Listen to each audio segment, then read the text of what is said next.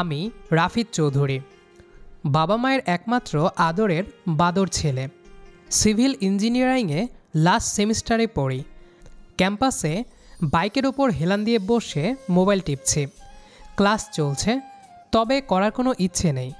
ভার্সিটিতে আসার মূল উদ্দেশ্য হচ্ছে প্রেজেন্ট দেওয়া, নয়তো বাসায় কল দিয়ে অভিযোগ করবে, আর যার কারণে বাবার হাতে কেলানি খেতে হবে। বসে বসে ফোন টিপছিলাম, এমন সময় নীলা দৌড়ে আমার দিকে এগিয়ে আসতে লাগলো। এই, তুই এইখানে? আর আমি তোকে খুঁজতে খুঁজতে পাগল হয়ে গেছি। কেন, কি হয়েছে? আর এভাবে হাঁপাচ্ছিস কেন? আর বলিস না, আসার সময় হাত থেকে মোবাইলটা পড়ে বন্ধ হয়ে গেছে। এখন আর ওপেনই হচ্ছে না। ভালোই হয়েছে। ভালো হয়েছে মানে? তুই কি বোঝাতে চাইছিস? না, কিছু না। তা আমার কাছে কেন আসছিস? মোবাইলকে নিয়ে মোবাইলের ডাক্তারের কাছে যা। তাই করতে হবে দেখছি। এখন আজেবাজে কথা রাখ, তোর ফোনটা একটু দে, আম্মুকে একটা কল দিব। আমার ফোন? না, আমার ফোন দেওয়া যাবে না, অন্য কারো মোবাইল দিয়ে কর। তুই না আমার বেস্ট ফ্রেন্ড? আজ বিপদে পড়ে তোর কাছে এসেছি, আর তুই আমার সাথে এমন করছিস? দেখ নীলা, বোঝার চেষ্টা কর।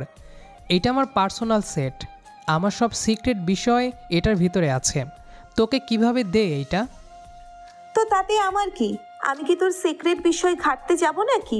শুধু কন্ট্যাক্ট থেকে আম্মুকে একটা মিসড কল দিব। বলছি না দেওয়া যাবে না, অন্য কারো কাছ থেকে চেষ্টা কর। আর চেষ্টা কখনো বিফলে যায় না। আমি তোর ফোন দিয়েই কথা বলবো, আর তোর কাছেই চেষ্টা করব। আমার এই চেষ্টা কখনোই বিফলে যাবে না। দে এবার। আমি দিব না। তুই না দিলেও আমি জোর করে নিব। দেখ নীলা, এটা কিন্তু বাড়াবাড়ি হয়ে যাচ্ছে। হোক, দে বলছি। তুই দিবি, তোর বাপের ছেলেও দিবে। নীলা এক প্রকার জোর করে আমার থেকে শেষ পর্যন্ত মোবাইলটা নিয়েই গেল। পাসওয়ার্ড বল। আমার কাছে দে, আমি খুলে দিচ্ছি। বলবি নাকি আছাড় দিয়ে মোবাইলটা ভেঙে ফেলবো? নীলা প্লাস রাফিদ। হোয়াট? কি বললি? যেটা শুনছিস সেটাই বলেছি, এত ন্যাকামো করতে হবে না। আমার নাম কেন? পাসওয়ার্ড ভুলে যাই, তাই দিয়ে রাখছি যাতে মনে থাকে। তুইও না দিন দিন কেমন হয়ে যাচ্ছিস। মোবাইলের লকটা খোলার পর মোবাইলের স্ক্রিনে নীলার শাড়ি পরা ছবিটা ভেসে উঠল। নীলা অবাক হয়ে আমার দিকে তাকালো। কি রে, এইটা কি? আমার ছবি তোর ফোনে ওয়ালপেপার দেওয়া কেন? আসলে তোকে সারাদিন দেখতে ইচ্ছে করে তো, তাই তোর ছবি ওয়ালপেপারে সেট করে রেখেছি। আমি তোর গ্যালারিটা একটু চেক করি। নীলা, ভালো হবে না কিন্তু বলে দিলাম। তুই বলেছিস আমার সিক্রেট বিষয়ের কাছে যাবি না, আর এখন?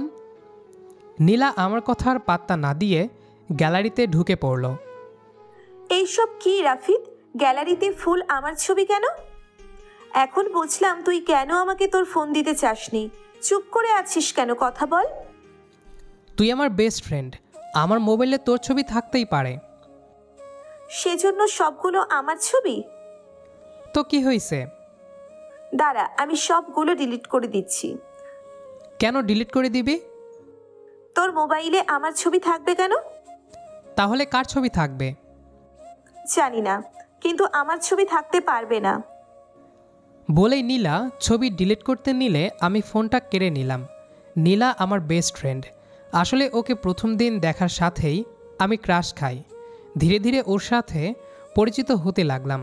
আর যখনই আমি আমার মনের কথাটি ওকে বলবো, ঠিক তখনই নীলা বন্ধুত্বের হাত বাড়িয়ে দিল।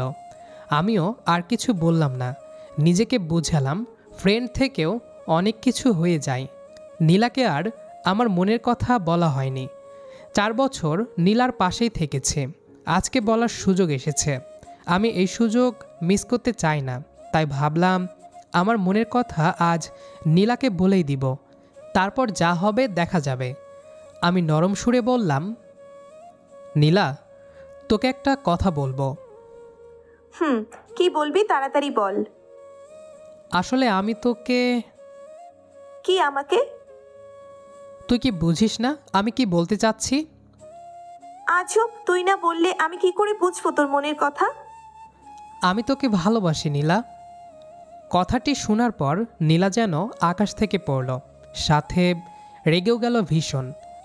তারপর কর্কশ গলায় বলল, মানে কি রাফিদ, তুই কি পাগল হয়ে গেছিস? তাকে ফাজলামো করছিস? না নীলা, আমি একদমই ফাজলামো করছি না, সত্যি বলছি। আমি তোকে অনেক ভালোবাসি। তোকে প্রথম দিন দেখার পর থেকেই আমি তোর প্রতি দুর্বল হয়ে পড়ি। এতদিন বলিনি বন্ধুত্ব হারানোর ভয়ে। এখন এটাই আমাদের শেষ সেমিস্টার, তারপর তোর সাথে আমার আর কোনো যোগাযোগ থাকবে না। তাই আর ভয় না করে তোকে বলেই দিলাম। রাফিদ, আমরা শুধুই বেস্ট ফ্রেন্ড, এর বেশি কিছু আমি তোকে নিয়ে চিন্তা করি না। কিন্তু আমি যে তোকে নিয়ে অনেক কিছু ভাবি, আমি তোকে ছাড়া থাকতে পারবো না। পাগলামি করিস না রাফিদ, আমি চাই না তোর সাথে আমার ফ্রেন্ডশিপটা নষ্ট হয়ে যাক। উফ, ফ্রেন্ড ফ্রেন্ড ফ্রেন্ড আর ভালো লাগে না। এইবার এটা বাদ দে প্লিজ। আমি তোর কাছে ফ্রেন্ড হিসেবে থেকেছি, কিন্তু তুই আমার কাছে অন্য কিছু হিসেবেই ছিলি নীলা। বোঝার চেষ্টা কর। এই কথাটি তুই আমাকে প্রথমে বলিসনি কেন? বন্ধুত্ব নষ্ট হওয়ার ভয়ে। আর কি করে বলতাম? আমি প্রেমের প্রস্তাব দেওয়ার আগেই তুই বন্ধুত্বের প্রস্তাব দিয়ে দিয়েছিলি, যার কারণে আমি সুযোগ পাইনি তোকে বলার। আর প্রথমে বলিনি তো কি হয়েছে, এখন তো বলছি। তুই আমাকে ধোঁকা দিয়েছিস রাফিদ, তোর সাথে আমার আর কোনো কথা নেই। প্লিজ নীলা, এরকম করিস না। আমি তোকে ছাড়া থাকতে পারবো না। আর কোনো দিন যদি এই কথা নিয়ে আমার কাছে আসিস, তাহলে তোর সাথে আমার বন্ধুত্বটাই বাদ দিয়ে দিব, মনে রাখিস। কথাগুলো বলেই নীলা হনহন করে চলে গেল। আমি দাঁড়িয়ে দাঁড়িয়ে ওর চলে যাওয়া দেখছি। যাক, শেষ পর্যন্ত তো মিথ্যা অভিনয় থেকে বাঁচা গেল। কিন্তু আমি তো এইটা আশা করিনি। আমি ভেবেছিলাম নীলাও আমাকে পছন্দ করে, কিন্তু এই পরিস্থিতিতে এসে বুঝতে পারলাম আমার ধারণা সম্পূর্ণ ভুল। বাসায় এসে শরীরের ক্লান্তি দূর করার জন্য শুয়ে পড়লাম। এক ঘুমে রাত হয়ে গেল। মোবাইলের রিংটোনের আওয়াজে ঘুম ভাঙল। স্ক্রিনে তাকিয়ে দেখি নীলা ফোন দিয়েছে। আমি একটু অবাক হলাম। কল রিসিভ করতেই ওপাশ থেকে, হ্যালো। হ্যাঁ বল। কি করছিস? শুয়ে আছি। তুই? কিছু না, বসে আছি। কালকে ভার্সিটিতে এসে আমার সাথে দেখা করবি? কেন? তোর জন্য একটা সারপ্রাইজ আছে। কি সারপ্রাইজ? বসেটা কালকেই দেখতে পারবি। এখন রাখছি, বাই। বলেই কলটা রেখে দিল। আমি কিছুই বুঝলাম না। পরক্ষণেই আনন্দে বুকটা ফেটে যাচ্ছে। শেষ পর্যন্ত নীলা আমার কথাই রাজি হয়েছে। তাহলে চিন্তা করতে লাগলাম, নীলার সারপ্রাইজটা কি এটা হতে পারে? নিশ্চয়ই ভালো কিছু হবে। পরের দিন সকালে ক্যাম্পাসে এসে নীলাকে খুঁজতে লাগলাম, কিন্তু কোথাও পেলাম না তাকে। দাঁড়িয়ে আছি নিস্তব্ধ হয়ে। এমন সময় কে যেন পেছন থেকে এসে চোখ দুটি আঁকড়ে ধরল। পারফিউমের ঘ্রাণে বুঝতে পারলাম এইটা নীলা। আমি হেসে বললাম, আমি জানি যে আমার চোখ ধরেছে সে হচ্ছে নীলা। চোখ খুলবি না একদম, আমি যখন বলবো তখন খুলবি। ওকে। কিছুক্ষণ পর, কিরে আর কতক্ষণ? নে, এইবার চোখ খোল। চোখ খোলা মাত্র দেখলাম সামনে দাঁড়িয়ে আছে স্টাইলিশ হিরোর মতো চেহারা এক ছেলে। আমি অবাক হয়ে নীলার দিকে তাকালাম। নীলা হেসে আমাকে সেই ছেলের সাথে পরিচয় করিয়ে দিতে লাগলো। ও হচ্ছে মাহিন, আমার বয়ফ্রেন্ড। কালকে তোর কথা শুনে মনে হলো তুই কোথাও না কোথাও ভুল করছিস, তাই তোকে ওর সাথে পরিচয় করিয়ে দিই। নীলার কথা শুনে বুকটা ফেটে যেতে লাগলো। ওর বয়ফ্রেন্ডও আছে, অথচ আমি জানি না। এতদিন ধরে নীলার সাথে চলেছি, কিন্তু আজ বুঝতে পারলাম আমি নীলার প্রয়োজন ছাড়া আর কিছুই ছিলাম না। আমি তো আমার সব কিছুই তার সাথে শেয়ার করতাম, অথচ আজ কত কিছুই সামনে আসছে যেগুলো আমার অজানা। আমার এই মুহূর্তে মনে হলো কেউ যেন কাটা ঘায়ে নুনের ছিটা দিচ্ছে। আমি নিজেকে সামলে নিয়ে বললাম, হাই, আমি রাফিদ, নীলার সবচেয়ে কাছের বন্ধু। সেই ছেলেটি বলল, হ্যালো, আমি মাহিন, সফটওয়্যার ইঞ্জিনিয়ার। হ্যাঁ, নীলা আমাকে অনেকবার বলেছে আপনার কথা। কি এইবার তোর ভুল ভেঙেছে তোর? আমি কিছু বললাম না, তারপরও শুধু মাথা নাড়লাম। আজকে আমরা সারা দিন ঘুরবো। ওকে, তোরা যা তাহলে। কেন, তুইও আমাদের সাথে চল। না রে, আমার একটা কাজ আছে। না, আজকে তোর কোনো কথাই শুনবো না, তোর যেতেই হবে আমাদের সাথে। তোদের পার্সোনাল সাইটে আমি যেতে চাই না। রাফিদ, তুই এখনো ওসব নিয়ে আছিস? তুই কি আমার ভালো চাস না? চাস না আমি সুখে থাকি? কেন চাইবো না? আমি সবসময়ই চাই তুই যেখানেই থাক, ভালো থাক, সুখে থাক। আর তোর সুখই তো আমার সুখ। তাহলে চল, পাশেই একটা লেক আছে, ওখানে যাই। বলেই তিনজন হাঁটতে লাগলাম। নীলা এবং মাহিন একে অপরের হাত ধরে গা ঘেঁষে হেঁটে যাচ্ছে, আর আমি ওদের পেছন পেছন হাঁটতে লাগলাম। কিছুক্ষণ পর সেখানে পৌঁছালাম। নীলা আমার দিকে তার ফোনটা এগিয়ে দিয়ে বলল যেন ওদের দুজনের ছবি তুলে দেই। আমি ছবি তুলে দিচ্ছি। নীলা এবং মাহিন একে অপরকে ধরে বিভিন্ন পোজ দিচ্ছে। বিষয়টা দেখে কষ্টে আমার ভেতরটা যেন ফেটে যাচ্ছে। আমি চোখের পানি ধরে রাখতে পারলাম না।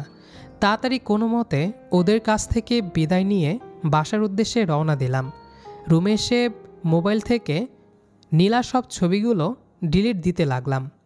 তোর সুখে আমি বাধা দিব না নীলা, ভালো থাক তুই। এখন আর আগের মতো ক্যাম্পাসে যাওয়া হয় না। মাঝে মাঝে যাই, মাঝে মাঝে নীলার সাথে দেখা হয়, কিন্তু মুখে একটা হাসি দেই যেন ও বুঝতে পারে তার সুখে আমিও সুখে আছি। নীলার সাথে ভালোভাবে কথা হয় না। দেখতে দেখতে সেমিস্টার চলে আসলো, এটাই শেষ। আমিও ব্যস্ত হয়ে গেলাম। নীলার কথা ভাবার সময় নেই। সেমিস্টার শেষ, চিরতরে চলে যাব এখান থেকে। প্রয়োজনীয় জিনিসপত্র আগেই পাঠিয়ে দিয়েছি বাড়িতে। যাওয়ার আগে নীলাকে খুঁজতে লাগলাম।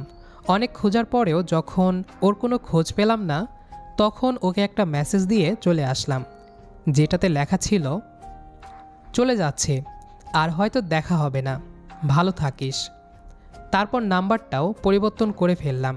পুরনো কিছুই আর রাখতে চাই না, সব কিছু আবার নতুন করে শুরু করতে চাই। বাড়িতে এসে পড়লাম।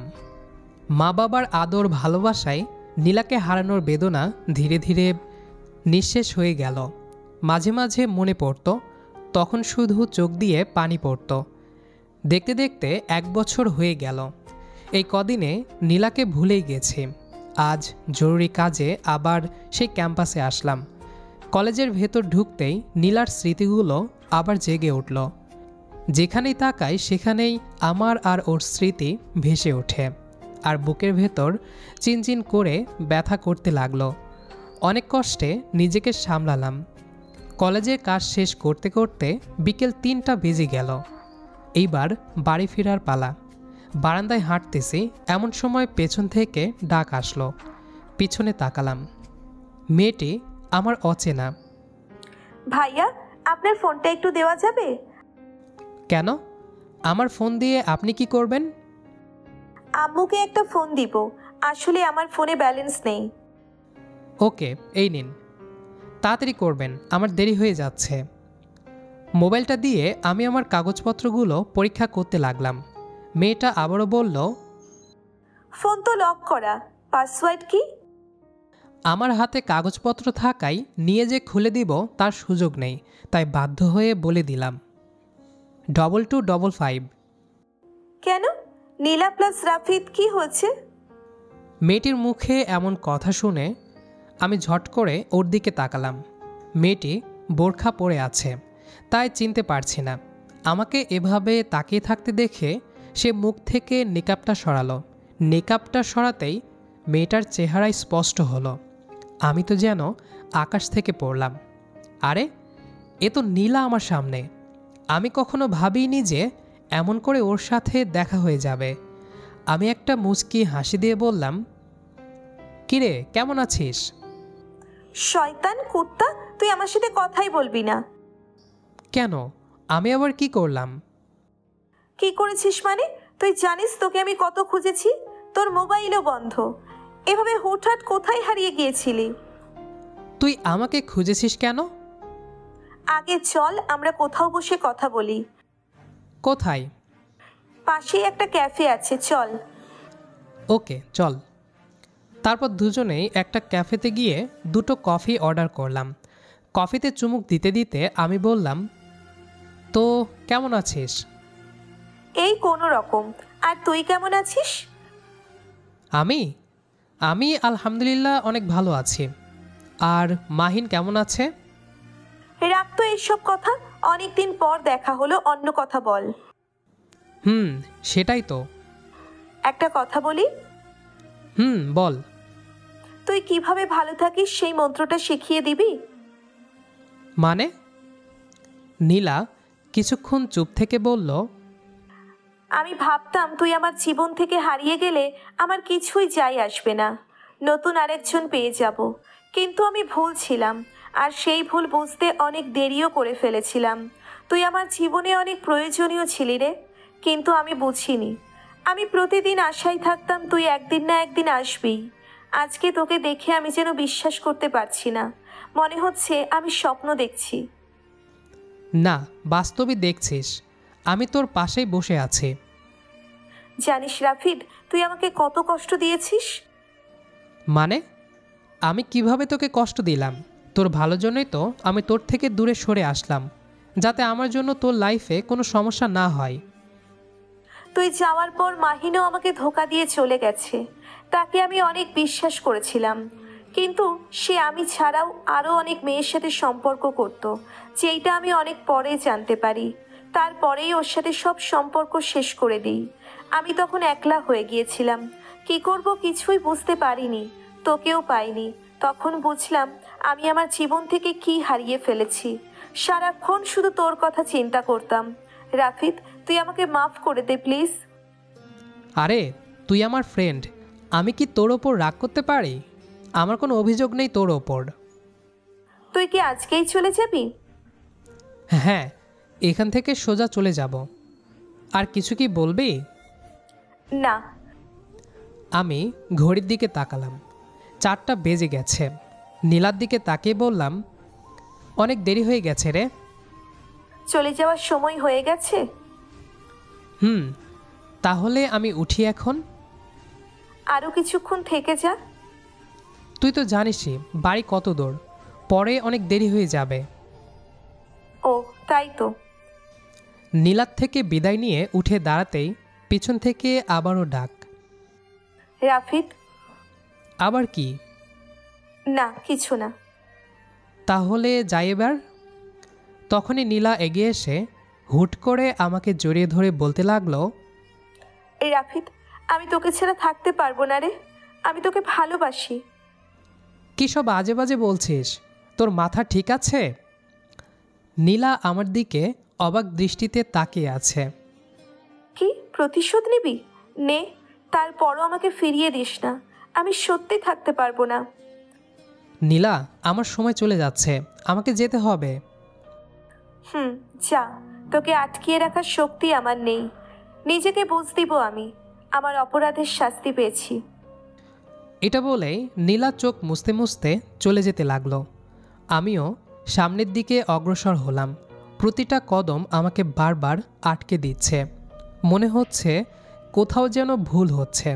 বুকের ব্যথাটা আবার জেগে উঠল। আমি কি ঠিক কাজ করছি? একবার নীলার দিকে তাকালাম, সে অনেক দূরে চলে গেছে। নিস্তব্ধ হয়ে দাঁড়িয়ে আছি, 2 চোখ বন্ধ। নীলার সাথে কাটানো সময়গুলো বারবার প্রতিফলিত হচ্ছে। আমি আর কিছু না ভেবে এক দৌড়ে নীলার সামনে গিয়ে দাঁড়ালাম। ওর চোখ দুটো বেয়ে পানি ঝরছে অবিরাম। আমি কিছু বলার আগেই ও আমার বুকে ধুমড়ে পড়ল। দুজনেই অঝরে কেঁদে যাচ্ছি। আমাকে মাফ করে দে রাফিদ, আমি সত্যিই তোকে বুঝতে পারিনি। আর তুইও তো আমাকে এভাবে ছেড়ে হারিয়ে গেলি, একটা বারও আমার কথা ভাবলি না। আমি তো তোর ভালোর জন্যই চলে এসেছি, যাতে তুই ভালো থাকিস। আমি ভালো নেই রাফিদ তোকে ছাড়া, প্লিজ আমাকে আর ছেড়ে যাস না কখনো, আমি মরেই যাব। যাব না। নীলা আমাকে ছেড়ে দিল। দুজন দুজনের দিকে তাকিয়ে আছি। বিয়ে করবি আমায়? তুই এখন বললে আমি এখনই রাজি নীলা। 1 মাস পর দুজনের পরিবারের সম্মতি নিয়ে আমাদের বিয়ে সম্পূর্ণ হলো। রাত 12টা আমি বাসর ঘরে প্রবেশ করলাম। নীলা লাল বেনারসি পরে ঘোমটা দিয়ে বিছানায় বসে আছে। আমি এগিয়ে গেলাম তার কাছে। নীলা এসে আমাকে পা ধরে সালাম করতে নিলেই আমি আটকে দিয়ে বললাম, তোর জায়গা এখানে নয়, তোর জায়গা আমার বুকে। বলেই আমি নীলাকে বুকে জড়িয়ে নিলাম। তারপর পকেট থেকে একটা রিং বের করে ওকে পরিয়ে দিয়ে বললাম, আমার তরফ থেকে তোর জন্য ছোট্ট একটা উপহার, এতটুকুই আমার সামর্থ্য। অনেক সুন্দর রিংটা, একদম আমার মনের মতো। ছাদে যাবি? হুম। আমি নীলাকে কোলে করে ছাদে নিয়ে গেলাম। তারপর দুজনেই দোলনায় বসলাম। নীলা আকাশে চাঁদ দেখছে আর আমি ওর দিকে তাকিয়ে রইলাম। এভাবে কি দেখছিস? চাঁদ। কিন্তু চাঁদ তো আকাশে। সেটা তো সবার চাঁদ, আমার চাঁদ তো আমার পাশে বসা, আমার একান্ত ব্যক্তিগত চাঁদ। নীলা আমার কথাই বেশ লজ্জা পেল। একটা গান শোনা না, এরকম মোমেন্টে গান হলে মন্দ হয় না। গান? ওকে। তারপর আমি গান ধরলাম। অনেক সাধনার পরে আমি পেলাম তোমার মন, পেলাম খুঁজে ভুবনে আমার আপনজন। তুমি বুকে টেনে নাও না প্রিয় আমাকে,